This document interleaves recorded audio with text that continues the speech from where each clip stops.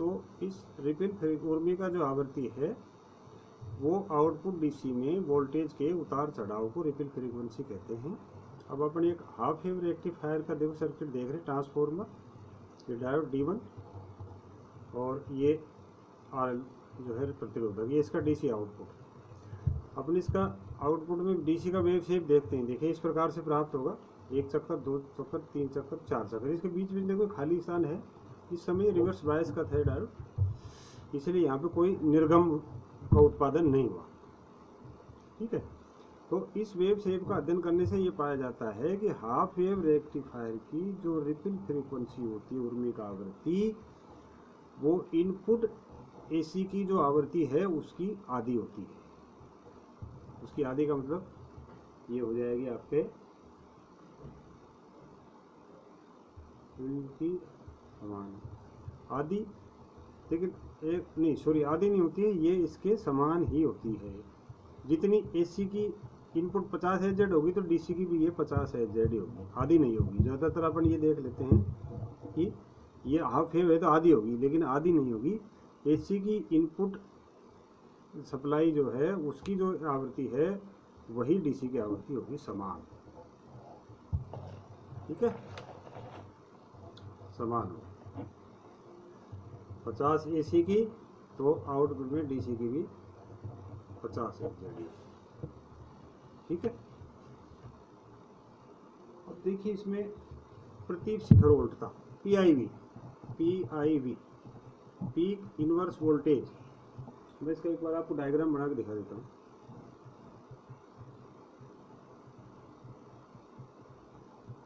एक इंडक्टेंस लगाया हुआ है जिसमें से बाहर गुजरना है,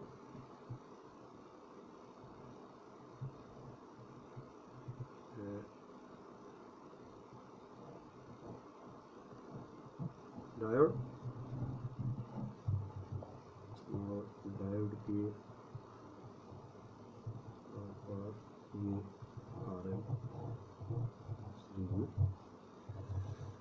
RL, इसका वी पीक अगर बनाया जाए तो वी पीक अगर बनाया जाए, एक मिनट देखिए किस प्रकार से प्राप्त होगा। इस प्रकार से प्राप्त होगा वेव से, तो ये इसका V minus VP peak voltage minus में और plus VP peak voltage positive में और नेगेटिव में, ये इसका एक्सिस पॉइंट 0। अब यहाँ पे ये कह रहा है कि अगर किसी कारण से सपोज करिए यहाँ पे अपन एक वोल्टमीटर लगा देते हैं, ये वोल्टमीटर लगाइए, ये वोल्टमीटर यहाँ पे क्या बताएगा, इस डायोड के दोनों सिरों पर वही वोल्टेज बचाएगा जो स्रोत पे वोल्टेज लगाई गई थी। ये इसकी PIV कहलाती है, पीक इनवर्स वोल्टेज शिखर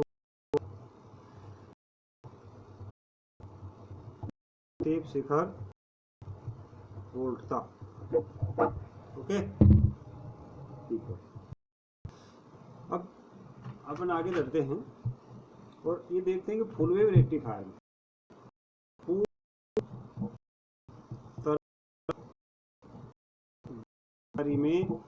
फ्रीक्वेंसी कितनी होती है। कारी में ये जो फ्रीक्वेंसी होती है, अब कारी में दो डायोड, तो डायोड इसका पॉजिटिव आ गया आउटपुट में, और ये दोनों सिरे, ये ट्रांसफॉर्मर वाइंडिंग, ये इसका सेंटर टेप, तो ये अपन इसका माइनस सिरा डीसी का आउटपुट में, ये ट्रांसफॉर्मर की प्राइमरी, यहाँ पे 220 वोल्ट एसी प्रदान किया जा रहा है, ये डायोड D1, ये D2, इन दोनों का। अब यहाँ पे जो डीसी प्राप्त होगी इसका अगर वेव शेप देखा जाए तो अपन इसका एक बार वेव शेप देखते हैं। ये वेव शेप जो प्राप्त होगा वो प्राप्त होगा,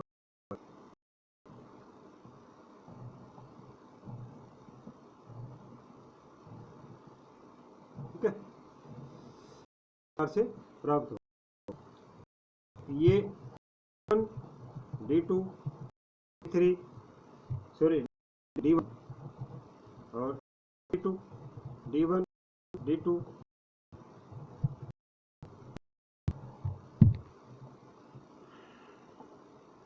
ठीक है। तो ये 0 एक्सिस, ये V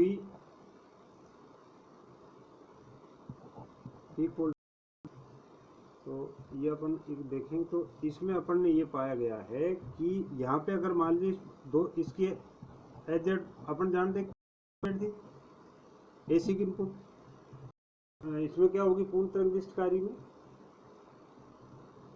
दृष्टकारी में डीसी की जो आवृत्ति होगी वो होगी 100 Hz, यानी कि दुगनी, एसी की आवृत्ति से दुगनी। कन्फर्म। चलिए देखिए, पूर्ण तरंग दृष्टकारी में ऐसा ही होता है, लेकिन बट थोड़ा सा उसका एक वेव शेप देखें तो वेव शेप भी इसी प्रकार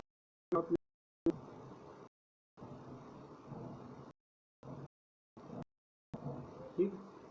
वेव शेप जो तरंग जो प्राप्त हो ये D2 और ये होगी D1 और D4, फिर D2 D3 और D4 प्रकार से आगे जैसे करंट बढ़ाना चाहिए तो वो बढ़ जाएगा।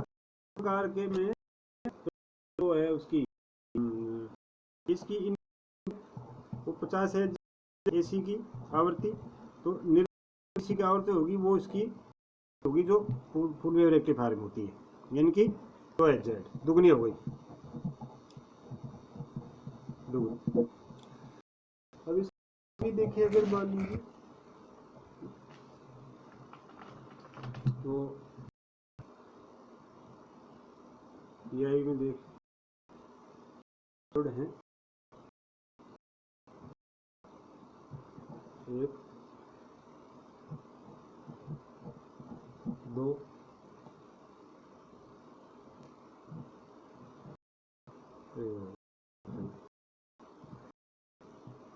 और ये इस प्रकार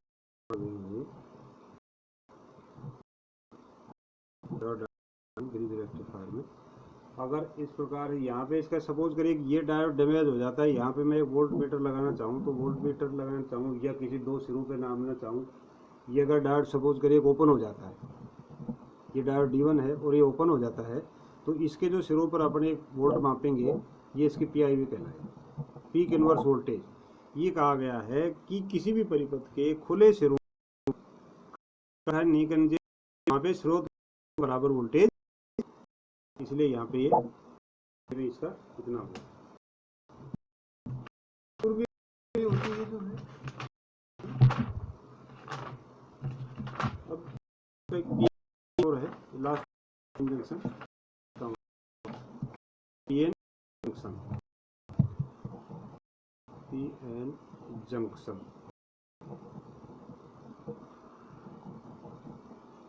जंक्शन PN संधि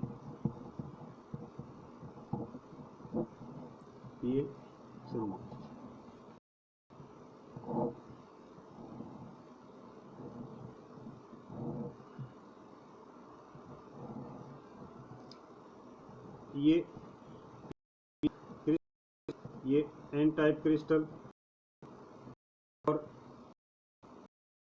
ये इसका जंक्शन, ठीक है। में अपन जानते हैं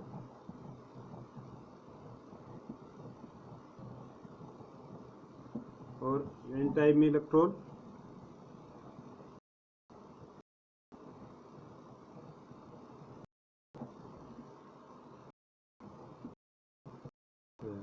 इन इलेक्ट्रॉन का अपन बिल्कुल दर्शा, फिर होली नहीं है, होली नजर आएंगे बिल्कुल एकदम गहरा दर्शाई,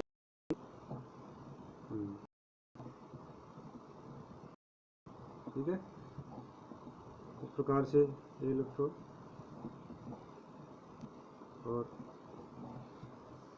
अब इन इलेक्ट्रॉन का जैसे होल के साथ कॉम्बिनेशन हो जाता है ना, फिर एक होल इलेक्ट्रॉन इसकी जगह ले लेता है, फिर इस प्रकार से रिकम्बिनेशन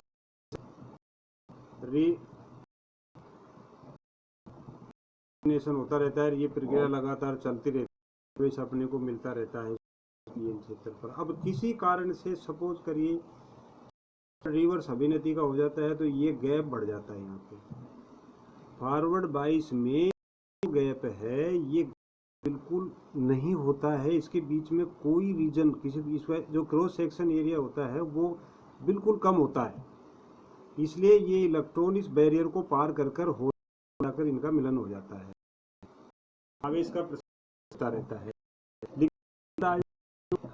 विपरीत अभिनति का रिवर्स बायस में।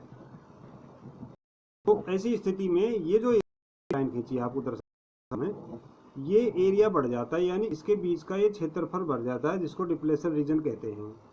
ये क्षेत्र बढ़ जाने के कारण ये इलेक्ट्रॉन इस क्षेत्र को पार नहीं कर पाते हैं, ठीक है, और नहीं कर पाते हैं तो होल से इनका मिलन नहीं होता है, जो इसका क्या बोलते हैं, इसका किसी प्रकार का कोई धारा प्रवाह नहीं होता है और आवेश का प्रवाह नहीं होता है। इस वजह से डायोड में किसी प्रकार की कोई धारा नहीं चलती, केवल लीकेज करंट के अलावा, ठीक है। अब देखिए अपन क्या माने इसको कि इस प्रकार ये पीएन संधि, तो ये रिवर्स बायस होगी। रिवर्स बायस में ये बैरियर वोल्टेज इसका यहाँ पे होता है। अब इसको कह लेते हैं बैरियर। ये जो इतना एरिया है ये कहलाता है रोधी का या बैरियर, ठीक। इस बैरियर को के में जरूरी एल्यूमिनियम के लिए इसकी वोल्टेज होती है 0.3 वोल्ट, सिलिकॉन के लिए होती है 0.7 वोल्ट, ओके। अब होता क्या है दरअसल इसमें, जल्दी मैं आपको बता बात कि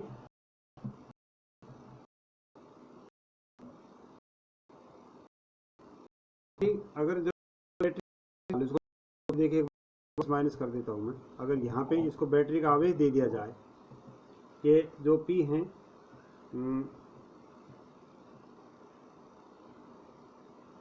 इस पे दे दिया जाए, आवेश दे दिया जाए इसके ऊपर प्लस और ये माइनस आवेश दे दिया जाए, तो देखिए क्या होगा कि बैटरी के लिए जब धनात्मक से तो आकर्षित करेगा तो संधि के निकट ऋणात्मक सिरा वो एक तरफ आकर्षित होते हैं। ऋणात्मक जो इलेक्ट्रॉन है, ऋणात्मक सिरे से इलेक्ट्रॉन एन पदार्थ की तरफ आकर्षित होते हैं। ये क्रिया संधि पर रोधिका को निष्प्रभावित करती है तथा इलेक्ट्रॉन को पी पदार्थ के अतिरिक्त होल में जाने देती है। इसके परिणाम से एक दिशा में इलेक्ट्रॉन का लगातार प्रवाह होता रहता है। जब अग्र अभिनति से आवेश को चलाने आवेशित वोल्टता को रोधिका वोल्ट कहते हैं। आज का इतना ही है।